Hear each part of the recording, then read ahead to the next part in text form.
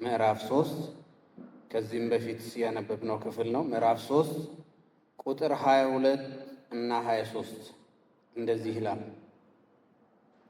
ሰቆቃ ኤርምያስ ምዕራፍ 3 ቁጥር 22 እና 23። ዛሬ ክፍል 5 ነው። ስለ እግዚአብሔር ምሕረት እየተነጋገርን ነው። የዛሬው ርዕሳችን ደግሞ ወይም ሰብ ቶፒክ ብለን ልንል እንችላለን። ምሕረት የተሞላ ወይም የተቀበለ ሰው ሕይወትና የሕይወቱ መገለጫዎች በሚል እግዚአብሔርን ቃል እንከፋፈላለን። ስለዚህ ሰቆቃ ኤርምያስን ላንብበው። ያልጠፋ ነው ከእግዚአብሔር ምሕረት የተነሳ ነው፣ ርኅራኄው አያልቅምና። ማለዳ ማለዳ አዲስ ነው፣ ታማኝነትህ ብዙ ነው።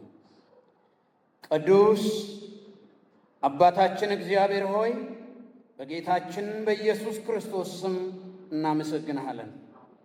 በዚህ ሰዓት ጌታ ሆይ እንደገና ዕድል ሰጥተህን፣ ዛሬም ቀን ሰጥተህን ከአንተ ልንማር በፊት ያለንና እኔና ይሄም ጉባኤ እንድትረዳን በመካከላችን እንድትገኝ ፈቃድን እንድታስተምረን እንድትረዳን በኢየሱስ ክርስቶስ ስም እንጠይቅሃለን። ጊዜውን ሁሉ ተቆጣጠር። እኔንም ወንድሞቼንም እህቶቼንም አንተ በታላቅ ክብር እንድትቆጣጠር በጌታ በኢየሱስ ክርስቶስ ስም እንጠይቅሃለን። ስለ ሁሉ ተመስገን በጌታ በኢየሱስ ስም። እግዚአብሔር ይባርካችሁ።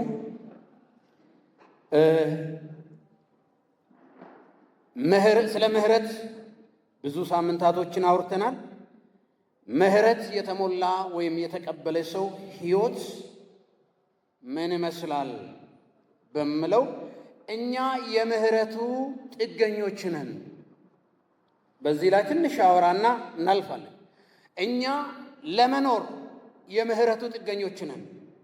የምንኖረው በእግዚአብሔር ምሕረት ነው። በምድር ላይ የቀጠልነው በሕይወት የኖርነው አሁን ያለንበት ዕድሜ የደረስነው በእግዚአብሔር ምሕረት ነው። የምሕረቱ ጥገኞች ነን። ለዚህ ነው ቀድሞ ያነበብነው ክፍል ሰቆቃ ኤርምያስ ያልጠፋ ነው ከእግዚአብሔር ምሕረት የተነሳ ነው ይላል።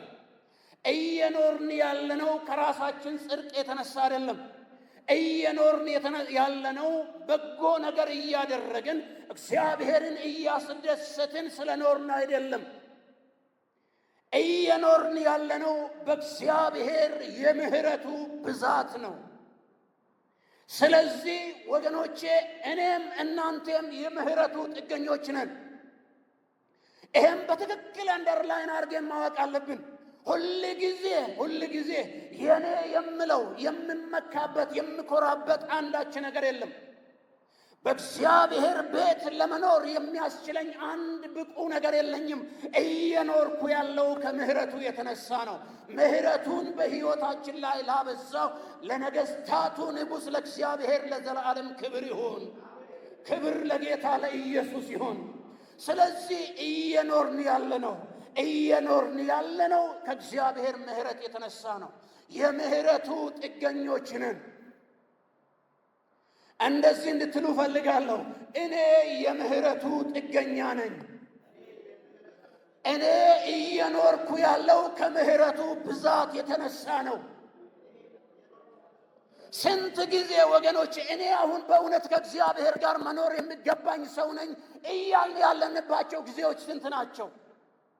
እኔ አሁን በእውነት የእግዚአብሔር አገልጋይ ነኝ ወይ ያልነው ራሳችንን የከሰስንባቸው ጊዜዎች ስንት ናቸው? እየኖርን እኮ ነው፣ ሰው አያውቅብንም። ግን ሕይወታችን እየኖርን ያለነው ከምሕረቱ ብዛት የተነሳ ነው። ስለዚህ የምሕረቱ ጥገኞች ነን። ክብር ለጌታ ለኢየሱስ ይሁን። ለዚህ ነው ያልጠፋ ነው ብሎ ያለው። የኛ ነገር፣ የኛ ሕይወት፣ የኛ ድርጊት ሊያጠፋን የሚችል ነው እያለ ነው ኤርምያስ።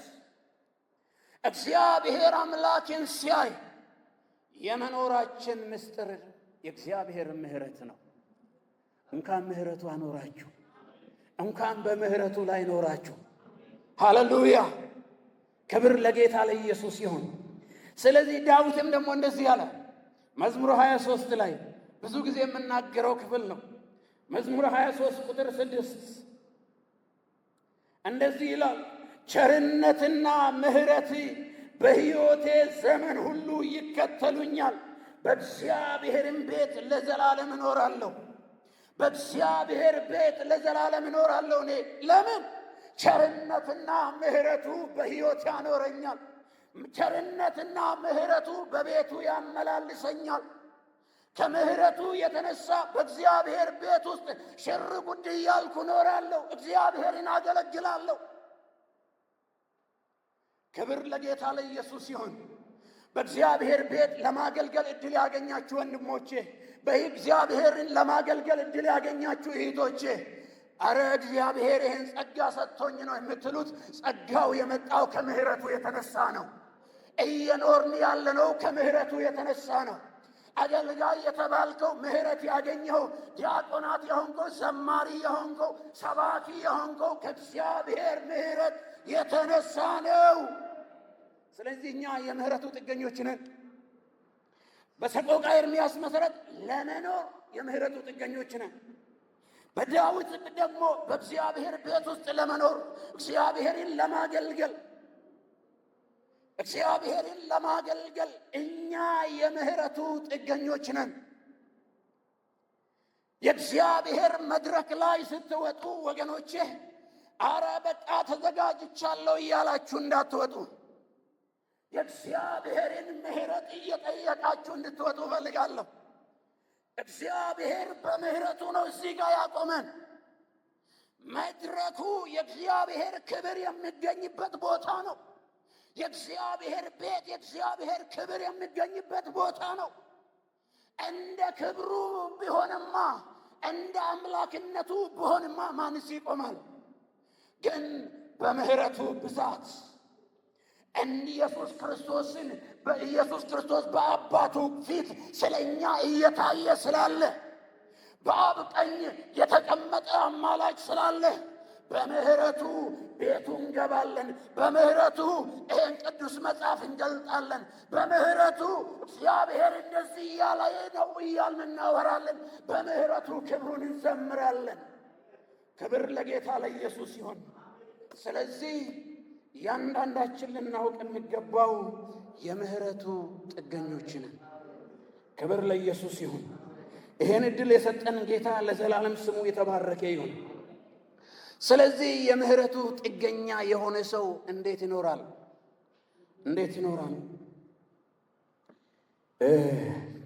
መነሻ የማደርገው ሮሜ 12 ነው።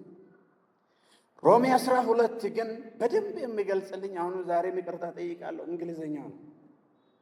አማርኛውን መጀመሪያ ላንብብና ከዛ እንግሊዘኛውን ብለው እናያለን። ሮሜ 12 ቁጥር 1 እንግዲህ ወንድሞች ሆይ ሰውነታችሁን እግዚአብሔርን ደስ የሚያሰኝና ሕያው ቅዱስ መሥዋዕት አድርጋችሁ ታቀርቡ ዘንድ በእግዚአብሔር ርኅራኄ እለምናችኋለሁ። እርሱም ለአእምሮ የሚመች አገልግሎታችሁ ነው ይላል። ይሄንን በእግዚአብሔር ርኅራኄ እለምናችኋለሁ የምለውን እንግሊዘኛው እንደዚህ ይላል። የምትሰሙ ቀስ ብላችሁ አንብቡ፣ አዳምጡኝ። Therefore I urge you brothers and sisters፣ ከዛ ይሄን ነው የፈለኩት። In view of ጋድስ ሜርሲ ይላል። ርኅራኄ የምለውን እዚህ እንግሊዘኛው ሌላም ነገር ሳይ በእግዚአብሔር ምሕረት እይታ ይላል።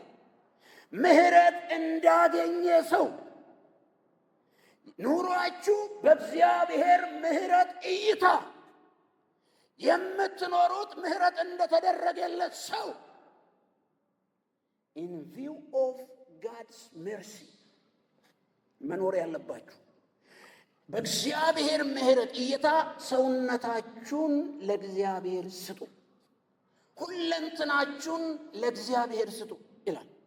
ስለዚህ መኖር ያለብን ምሕረት እንዳገኘ ሰው፣ ምሕረት እንደተደረገለት ሰው in view of God's mercy። በጣም ፓወርፉል ወርድ ነው እንግሊዝኛ፣ ኃይለኛ ቃል ነው። ስለዚህ በእግዚአብሔር ምሕረት እይታ ሰውነታችሁን እንደ ሕያው መስዋዕት አድርጋችሁ ለእግዚአብሔር አቅርቡ ይላል።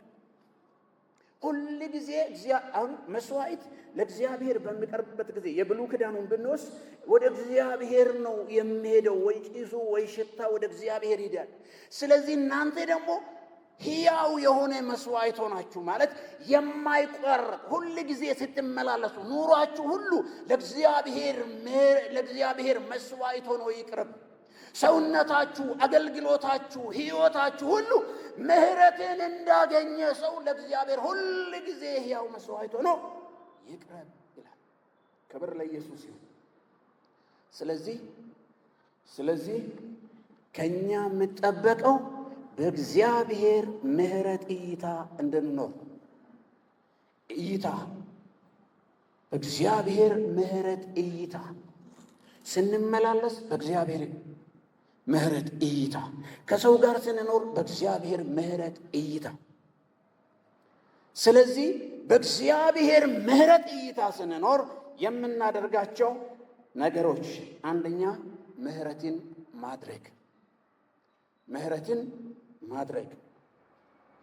ምሕረት ያደርጋል። በእግዚአብሔር ምሕረት እይታ ውስጥ ሰውነቱን ለእግዚአብሔር አሳልፎ ሰጥቶ የሚኖር ሰው ምሕረትን ያደርጋል። ለወንድሞቹ ለእህቶቹ ምሕረትን ያደርጋል። ለበደሉት ምሕረትን ያደርጋል። ምሕረት እንደተደረገለት ሰው ምሕረትን ያደርጋል። ስለዚህ በአዲስ ኪዳን ምሕረት ስሜት ብቻ ሳይሆን የሕይወት መንገድ ናት። ተሰማኝ አይደለም፣ የሕይወት መንገድ ናት። ወደድንም ጠላንም ምሕረት እያደረግን ካልኖርን ከጌታ ጋር መኖር አንችልም። ምሕረት ተደርጎልናል። የተከፈለልን ዋጋ እኮ የሆነ ኮርማ ደም አይደለም።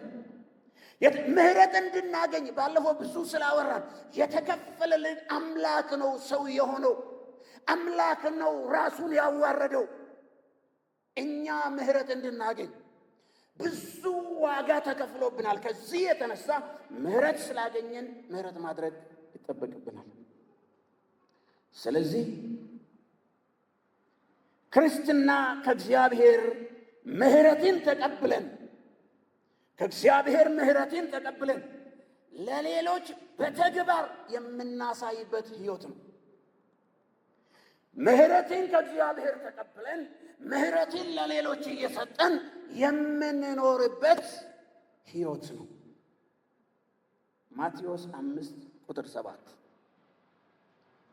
ማቴዎስ 5:7 እንደዚህ ይላል፣ ምሕረት የሚያደርጉ ብፁዓን ናቸው ምሕረትን ያገኛሉና። ምሕረትን የሚያደርጉ ብፁዓን ናቸው። ለምን? ምሕረትን ያገኛሉ። ትሰጣለህ፣ ትቀበላለህ። በምድር ላይ የምንኖረው ምሕረት እያደረገን ምሕረትን እየተቀበልን ነው። ክብር ለጌታ ለኢየሱስ ይሁን። ሉቃስ 6:36 ላይ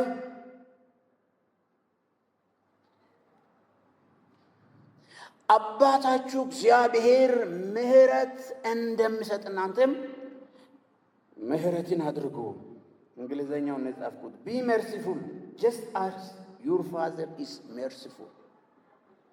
አባታችሁ በምህረት የተሞላ እንደሆነ እናንተም ኑሯችሁ ሁሉ በምህረት የተሞላ ይሁን። እንግዲህ ወገኖቼ እዚህ ላይ የምንፈተነው ምህረት የምናደርገው አባታችን ምህረት የተሞላ አምላክ ስለሆነ ለእኛ ያሳየው ምህረት ገደብ የሌለው ስለሆነ በሕይወታችን ምህረት እያደረግን ነው የምንኖረው። ምህረት አድርጉ፣ ምህረት አድርጉ። በሰማይ የምትኖር አባታችን ሆይ ስንል ምንድን ነው በሉ ያለው? እኛ የበደሉንን ይቅር እንደምንል በደላችንን ይቅር በለን። እኛ ምህረት የምንቀበለው እኛን እንደሰጠ ነው። ይዜ ከሆነ ይያዝብሃል፣ ይዜ ከሆነ ይያዝብሃል፣ ይያዝብሻል። ጌታ እኮ መስዋዕትን ከማቅረብ በፊት ይላል፣ መስዋዕትን ከማቅረብ በፊት ሄድና ከወንድሜ ጋር ሄድና ከባልንጀራ ጋር ያለህን ነገር ጨርሰና ወደ እግዚአብሔር መተን ተንበርክከን አመሰግናለሁ ከማለት በፊት ሄደን እዛ ጋር ጨርሰን እንድንመጣ ጌታ ይፈልጋል። ምህረት አድርገህ ምህረት ተቀብለህ አምልኮህን ትቀጥላለህ። ምህረት አድርገህ ምህረት ተቀብለህ አገልግሎት ትቀጥላለህ። ስለዚህ ወገኖች ሆይ ምህረት እንዳገኘ ሰው በእግዚአብሔር ምህረት እይታ እንደምኖር ሰው ምህረት እያደረገ እንድንኖር ጌታ ይፈልጋል። አንድ ክፍል እናያለን ይህን በተመለከተ ማቴዎስ ወንጌል 18 ከቁጥር 21 ጀምሮ እንደዚህ ይላል። በዚያን ጊዜ ጴጥሮስ ወደ እርሱ ቀርቦ ጌታ ሆይ ወንድሜ ቢበድለኝ ስንት ጊዜ ልተውለት? እስከ 7 ጊዜ ነውን? አለ። ኢየሱስም እንዲህ አለ፣ እስከ 7 ጊዜ 7 እንጂ እስከ 7 ጊዜ አይደለም። ወንድሜ በቃ የብሉይ ኪዳኑን ሪፈር ሊያደርጉ ነው። ወንድሜ ቢበድለኝ ስንት ጊዜ? እስከ 7 ጊዜ ይቅር ካልኩ በኋላ ከዛ በኋላ ያበቃል የሚለው ሊያመጡ ነው። ጌታ ግን እንዲህ አለ፣ 7 ጊዜ 7 ቁጥሩ 7 ጊዜ 7 ወይም 490 ጊዜ እያለ አይደለም። ምህረት ለማድረግ ገደብ የለም። በምድር ላይ በተበደልክ ጊዜ ሁሉ ምህረት ታደርጋለህ እንጂ አይ በቃ 2 ጊዜ 3 ጊዜ ይቅር ብያለሁ ከዚህ በኋላ የለም አይባልም። ለምን? እንደዛ አልተባልንም። እየኖርን ያለነው ሁል ጊዜ ምህረት እየተደረገልን ነው። በምህረት ውስጥ እየኖርን ነው። ከዚህ የተነሳ ገደብ የለም። እዚህ ጋር ያበቃል የምንለው ነገር የለም። ምህረት እያደረግን መኖር ብቻ ነው። በደል እየቆጠርን መኖር አንችልም ወገኖቼ። የትላንቱን ዛሬ ይቅር ብላችሁ የትላንቱን አትጎትቱ። ያ ማለት ምህረት አላደረኩም ማለት ነው። ትላንት እኮ በድለሽኝ ነበር፣ ይቅር ብዬሽ ነበር፣ አሁንም እዛው ነህ እኮ አልተለወጥክም እኮ አይባልም። አሁንም ምህረት ማድረግ ነው የሚቀጥለው። ከጌታ ጋር እየኖር in view of God's mercy ሮሜ 12 በእግዚአብሔር ምህረት እይታ ምህረት እያደረግን እንደተደረገልን ምህረት እያደረግን መቀጠል ነው። ጌታ ከዛ በምሳሌ ቀጠለ። እዛ ጋር ያሁኑ ቦታ 7 ጊዜ 7 እንጂ ካለ በኋላ እንዲህ አለ። ቁጥር 23 ስለዚህ መንግሥተ ሰማያት በሮቹን ልቆጣጠር የወደደን ንጉሥ ትመስላለች። መቆጣጠርም በጀመረ ጊዜ እልፍ መክሊት ዕዳ ያለበትን አንድ ሰው ወደ እርሱ አመጡ። እልፍ መክሊት ዕዳ ያለበት፣ ብዙ ዕዳ ያለበት አመጡ። የሚከፍለውን ቢያጣ እርሱና ሚስቱ ልጆቹም ያለው ሁሉ እንዲሸጥና ዕዳው እንዲከፈል ጌታው አዘዘ። እርሱም ልጆቹም ሚስቱም ያለውም ሁሉ እንዲሸጥ ጌታው አዘዘ። በዕዳ የሚፈልገው ሰው እንደ ዕቃ ሊሸጡ አዘዘ። ስለዚህ ባሪያው ወድቆ ሰገደለትና ጌታ ሆይ ታገሰኝ፣ ሁሉንም እከፍልሃለሁ አለው። በዚያ ባሪያ ጌታ አዘነለትና ለቀቀው፣ ዕዳውንም ተወለት። እልፍ ዕዳ ነው ያለበት። ዕዳው እሱም አይወጣም፣ ሚስቱም ልጆቹም ያለውም ነገር ሁሉ ቢሸጥ አይወጣም።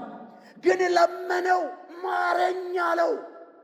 ከዚህ የተነሳ ጌታው ተወለት። ከዛ እንዲህ ይላል ቁጥር 28 ነገር ግን ያ ባሪያ ወጥቶ ከባልንጀሮቹ ከባሮቹ 100 ዲናር ዕዳ ያለበትን አንዱን አገኘና፣ እሱ እልፍ ዕዳ ነው ያለበት። የእሱ ጌታ ተወለት። ስለምነው እባክን ማረኝ ብሎ ስለው ጌታው ተወለት። እሱ ደግሞ 100 ዲናር ነው። ከዛኛው አንጻር በጣም ኢምንት ነች። በጣም ትንሽ ዕዳ ነው ያለበት ባሪያው። የሱ የራሱ ባሪያ ደግሞ ወርዶ 100 ዲናር አገኘና ባሪያውን ዕዳህን ክፈለኝ ብሎ ያዘና አነቀው። ካላመጣ አለቅህም፣ 100 ዲናሬን አምጣ። ለሱ የተደረገለትን ምሕረት ረስቷል። አምጣ። ስለዚህ ባልንጀራው ባሪያው ወድቆ ታገሰኝ፣ እሱ ራሱ እንዳለው ማን ነው? እዛ ጋር ወድቆ ታገሰኝ፣ ሁሉንም እከፍላለሁ ብሎ ለመነው። እርሱም አልወደደም፣ እምቢ አለ። 100 ዲናር የእሱ እኮ እልፍ የሆነ ዕዳ ይቅር ተብሎለታል።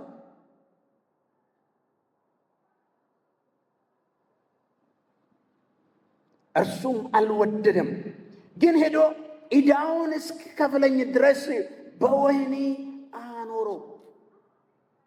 አንተ በቃ በወህኒ ቦታ በወህኒ ቤት ነው መቆየት ያለብህ። ለምን? በደለኛ ነህ እያለው ነው። ባለ ዕዳ ነህ እያለው ነው። ባልንጀሮቹ የሆኑ ባሮች ያደረገውን የዛኛው ባልንጀራ ወይም ጓደኞች በሉ ወይም የሥራ ባልደረባ በሉ እነሱ ሄዶ ያደረገውን አይቶ እጅግ አዘኑ። መጥተውም የሆኑ ሁሉ ለጌታቸው ገለጡ። ለሱ ጌታ ያደረገውን ሁሉ ነገሩት። ከዚያ ወዲያ ጌታው ጠርቶ አንተ ክፉ ባሪያ፣ ስለለመንኸኝ ያን ዕዳ ሁሉ ተውሁልህ። እኔ እንደማልሁ ባልንጀራ የሆነውን ያን ባሪያ ልትምረው ላንተ አይገባህም ነበር ወይ አለው። ጌታውም ተቆጣና ዕዳውን ሁሉ እስኪከፍለው ድረስ ለሚያሰቃዩት አሳልፎ ሰጠ። እዚህ ጋር ወገኖቼ ሆይ እየተደባለ ያለው ብዙ ዕዳ ያለበት ሰውዬ ለሱ ጌታው ስተውለት ጥቂቷን ዕዳ መተው አቃተውና ተይዞ ወደ ወህኒ ቤት ተጣለ። ወደሚያሰቃዩት አሳልፎ ተሰጠ። ነፃ ተደርጎ ነበር እኮ፣ ተትቶለት ነበር እኮ። ትንሽ ነገርን መተው አቅቶን ብዙ ነገር ተትቶልን ምሕረት ተቀብለን ከእግዚአብሔር ለወንድሞቻችን ለእህቶቻችን ምሕረት ካላደረግን ጥቂቷን ነገር ወስደን ትልቅ እያደረግን አንቺ በደለኛ አንተ በደለኛ ብለን የምንፈርደው ከኛ አይጠበቅም። ምሕረት ተደርጎልን ነው እየኖርን ያለ ነው። ምሕረት እያደረግን እንድንኖር ጌታ ይፈልጋል። ምንም ያህል ወገኖቼ ሆይ እኛ እግዚአብሔርን የበደልነውን ያህል አልበደሉንም እነዛ ሰዎች። ምሕረት እያደረግን እንድንኖር ይሄ ቃል ያሳስበናል። ብዙ ዕዳ ነው ያለበት። እሱ ለ100 ዲናር ሰውየውን አንገቱን አንቆ እስር ቤት ጣለው። የተተወለትን እንዲህ ከሆነማ ጌታ ፊት መቅረብ ስለማትችል ለዛው ነው ወገኖች ጨርሰና ጌታ እያለ ያለው። ጌታን ለማምለክ ጨርሰና ትልቁ ምህረት ተደርጎልህ በትንሿ ያንን እንዳታጣ ጥንቃቄ ይፈልጋል። ስለዚህ ምህረት እያደረግን መኖር የህይወታችን ፕሪንሲፕል መሆን አለበት። ክርስትና ምህረት እያደረጉ ከእግዚአብሔር ጋር መኖር ነው።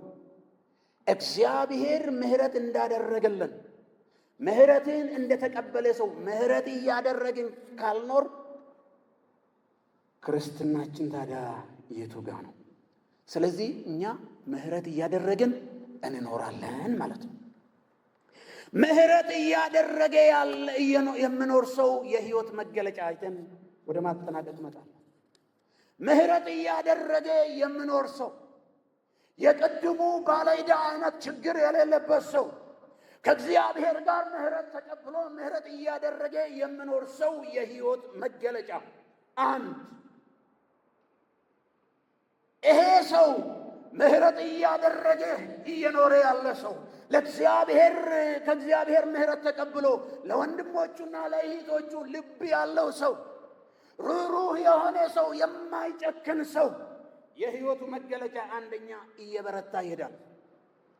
ሃሌሉያ! ይህን ቃል ሳስብ በቃ ውስጤ ነው የሚዘለው። እየበረታ ይሄዳል። እየበረታ ይሄዳል። ሁለተኛ ሳሙኤል ምዕራፍ 3 ቁጥር 1 ሁለተኛ ሳሙኤል ምዕራፍ 3 ቁጥር 1 እንደዚህ ይላል። በሳኦል ቤትና በዳዊት ቤት መካከል ብዙ ዘመን ጦርነት ሆነ። የዳዊት ቤት እየበረታ የሳኦል ቤት ግን እየደከመ የሄደ ነው የሚሄድ ሆነ ይላል። የዳዊት ቤት እየበረታ እየሄደ ነው። የዳዊት ቤት እያሸነፈ እየሄደ ነው።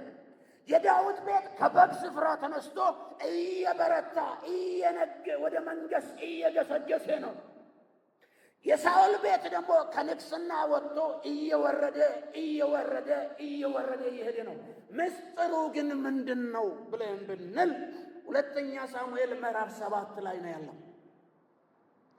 ምዕራፍ 7 ቁጥር 15 ላይ የዳዊት ቤት እየበረታ የሄደበት የሳኦል ቤት እየተሸነፈ እየወደቀ የሄደበት ምስጢሩ እንደዚህ ይላል። ሁለተኛ ሳሙኤል ምዕራፍ 7 ቁጥር 15 ከፊቴ ከጣልሁት ከሳኦል እንዳራኩት ምሕረቴን ከእርሱ አላርቅም። እግዚአብሔር ለዳዊት ቃል ሲገባለት በናታን በኩል መልእክተኛ ልኮ ዳዊት የእግዚአብሔርን ቤት እሰራለሁ ብሎ ባለበት ጊዜ በአንተ አያቆምም። ያንተ ቤት እየበረታ ይቀጥላል። ያንተ ቤት እያሸነፈ ይቀጥላል። ያንተ ቤት በቤቴ ውስጥ እያገለገለ ይቀጥላል። ጸጋን እየተቀበለ ይቀጥላል። ጥበብን እየተቀበለ ይቀጥላል። ያንተ ቤት ለምን እንደ ሳኦል ቤት አላደርገውም? ምሕረቴን ከሱ እንዳራኩት። ምሕረት ከናንተ አይርቅ ወገኖቼ። እግዚአብሔር ምሕረቱን ከናንተ ላይ እንዳያርቅ እግዚአብሔር አምላክ ይርዳችሁ። ምሕረት እየራቀ ከሆነ እየደከምክ ነው የምትሄደው። መድከም አንድ ጊዜ አይደለም ወገኖች፣ እየደከመ ይሄዳል ማለት ግራጁዋሊ እየወደቀ ይሄዳል። እሱ ማለት ደግሞ እየታወቀው አይደለም። መቼ እንደተሸነፈ አያውቅም። የት ጋር እንደወደቀ አያውቅም። እያሸነፈ የሚሄድ ሰው ደግሞ እየጨመረ ይሄዳል። እግዚአብሔር አምላክ ምሕረቱን ያብዛላችሁ። ስለዚህ ምሕረት እያደረገ የሚሄድ ሰው እያደረገ የሚኖር ሰው እየበረታ ይሄዳል፣ እያሸነፈ ይሄዳል፣ እየተሳካለት ይሄዳል፣ እየተቀባ ይሄዳል፣ እያገለገለ ዕድሜውን ይጨርሳል። ክብር ለጌታ ለኢየሱስ ይሁን። ሃሌሉያ! እየበረታ ይሄዳል።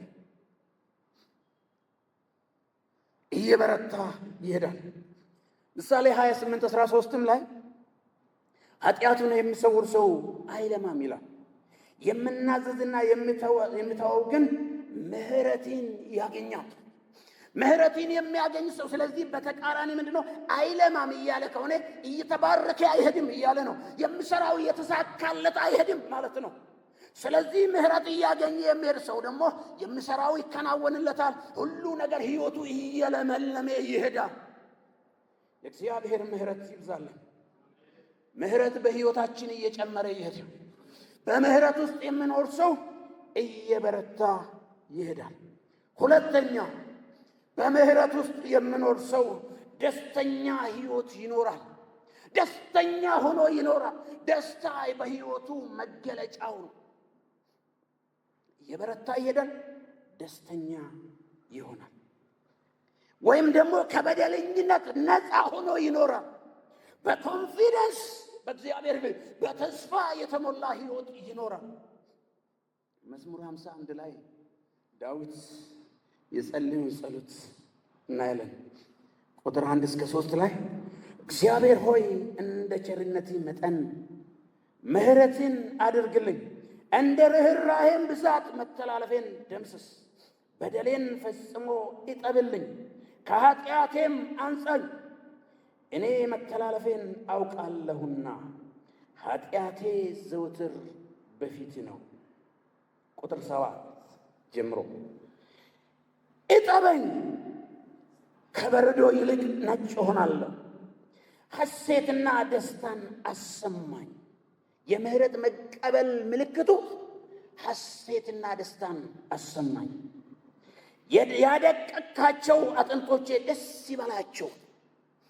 ደስታ ከምንም ነገር መከራ ቢያደቅህ፣ ምንም ነገር ቢያደቅህ፣ መከራ ቢደርስብህ ምሕረትን ከተቀበልክ ደስታ ይፍለቀለቃል። ምሕረት ይብዛል። ምሕረት ይብዛል። ፊትህን ከኃጢአቴ መልስ፣ በደሌንም ሁሉ ደምስስልኝ። የማዳንህን ደስታ መልስልኝ። ወገኖቼ ከድነት ጋር ያለ ደስታ ብር በማግኘት የሚገኝ ደስታ አይደለም። ከድነት ጋር ጌታ ኢየሱስን በመቀበላችን ያገኘነው ደስታ በምንም የሚበላሽ አይደለም። ስለዚህ የደቀቀውን አጥንት መከራ ብደርስ ምሕረት ከተደረገልህ ደስታ እንደ ወንዝ እየፈሰሰ ትኖራለህ። የክርስትና ልዩነት እዚህ ጋር ነው። በብር አይደለም፣ በስኬት አይደለም፣ በትምህርት አይደለም፣ በወርቅ አይደለም፣ በእውቀት አይደለም፣ በጥበብ አይደለም። ደስታችን ከእግዚአብሔር ጋር ባለኝ ኮኔክሽን ነው። ትክክለኛ የህይወት ኮኔክሽን ካለ በምህረት ውስጥ እየኖርን ከሆነ ዳዊት ይሄን እያለ ያለው እግዚአብሔርን በበደለ ጊዜ ነው። ደስታውን ባጣ ጊዜ፣ ሰላሙን ባጣ ጊዜ እባክህን ሌላው ነገር ተው፣ ደስታ ይመልስልኝ፣ ኃጢአቴ ፊትህን ሰውር፣ እኔ የምፈልገው ከአንተ ጋር መኖር ነው። ሰላም አጥቻለሁ፣ አሁን የምፈልገው ምህረትን ነው። ምህረትህ በቶ ስገናኘኝ ደስታዬ ይመለሳል። ደስታ ከቤታችሁ አይጥፋ። ደስታ በቤታችሁ እንደ ወንዝ ይፍለቅ። ሃሌሉያ! የእግዚአብሔር ደስታ፣ የመዳን ደስታ በሕይወታችን እየበዛ ይሄዳል። ሃሌሉያ! እንደዚህ መዝሙር 103 ቁጥር 12 ላይ ምስራቅ ከምዕራብ እንደምርቅ መተላለፋችሁን በዚያ መጠን ከእኛ አስወገደ ይላል። ያኔ መተላለፋችን፣ በደላችን ሲወገድ ደስታችን እየፈሰሰ ውስጣችን እርካታችን እየበዛ ይሄዳል። በሰላም እንተኛለን፣ እናርፋለን። ደስታ ይብዛ። ደስታ ይብዛላችሁ። በቤታችሁ ደስታ ይግባ። ከዚህ ቃል የተነሳ በኢየሱስ ክርስቶስም በቤታችሁ ደስታ እንደ ወንዝ ይፍለቅ። ሃሌሉያ! ስለዚህ ወገኖች ሆይ አንደኛው በምህረት የተሞላ ደስታ ያለበት ሕይወት ይኖራል። ክብር ለኢየሱስ ይሁን። ሶስተኛ ምህረት እያደረገ ከእግዚአብሔር ጋር የሚኖር ሰው እያመሰገነ ይኖራል። እያመሰገነ ይኖራል። የሕይወቱ መገለጫ በቃ ሁሉ ጊዜ እግዚአብሔርን ያመሰግናል። ከምንም ጋር አይደለም፣ ስለ መዳኑ እያሰበ እግዚአብሔርን እያመሰገነ ይኖራል። መዝሙር 136 ቁጥር 1 እስከ 26 ብታነቡት ይደረድራል እያንዳንዷን። ቸር ነውና ምሕረቱ ለዘላለም ነውና እግዚአብሔርን አመስግኑ። ምሕረቱ ለዘላለም ነውና እግዚአብሔርን አመስግኑ። ወንዞች በሰላም ይፈሳሉ፣ በቃ ፀሐይ ወጥታ ትገባለች። ሁሉ ነገር ፍጥረት እየተንቀሳቀሰ ያለው በሱ ቸርነት ነው። ምሕረቱ ለዘላለም ስለሆነ ነው። እቺ ፀሐይ የብርሃኗን እየሰጠች ያለችው ምሕረቱ ለዘላለም ስለሆነ ነው ይላል። የማያነሳው ነገር የለም፣ ሰፊ ስለሆነ ነው እዛ ውስጥ ላለመግባት።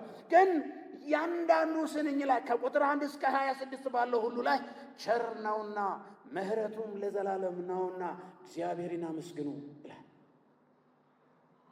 ምሕረቱ ለዘላለም ስለሆነ እግዚአብሔር ምሕረት የገባው ሰው ኑሮ ሁሉ እያመሰገነ መኖር ነው።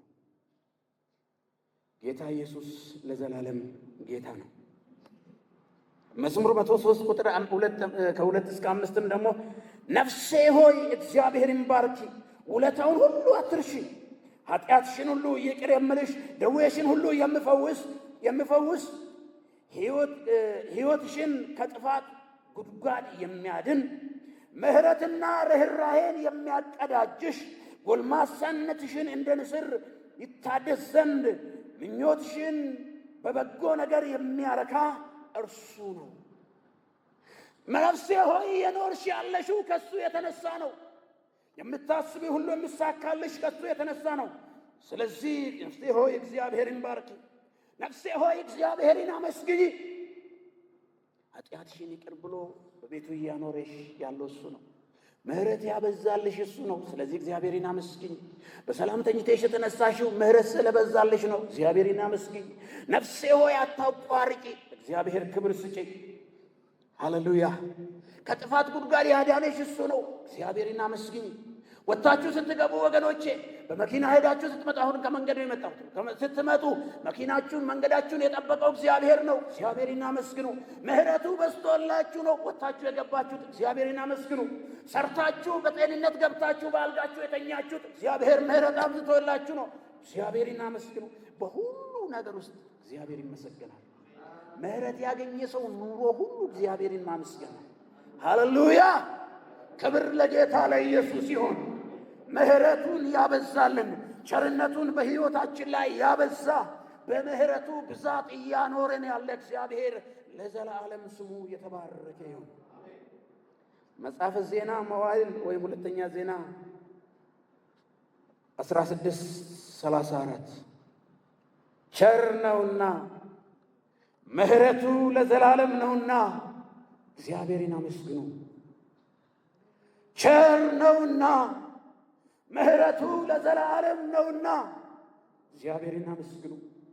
ምሕረቱ የበዛላችሁ እግዚአብሔር ቤትም እየኖራችሁ ያላችሁ እድል ያገናኛችሁ ወገኖቼ እግዚአብሔርን አመስግኑ። መኖራችን እንዲሁ አይደለም። ጠላት አለን። እኛ ከጌታ ጋር የምንኖር ሰዎች መኖራችን የማይፈልግ ክፉ አለ። እየኖርን ያለነው ከምሕረቱ የተነሳ ከጥበቃው የተነሳ ነው። ቸር ነውና ምሕረቱ ለዘላለም ነውና እግዚአብሔርን አመስግኑ። ኤፌሶን 2:4-9 አንብበን እንጨርሳለን። እንቆማለን። በዚህ ቃል ጥቂት እንጸልያለን ዛሬ። ኤፌሶን 2:4-9 ነገር ግን እግዚአብሔር በምሕረቱ ባለጠጋ ስለሆነ ከወደደን ከትልቅ ፍቅሩ የተነሳ በበደላችን ሙታን እንኳ በሆነን ጊዜ ከክርስቶስ ጋር ሕይወትን ሰጠን።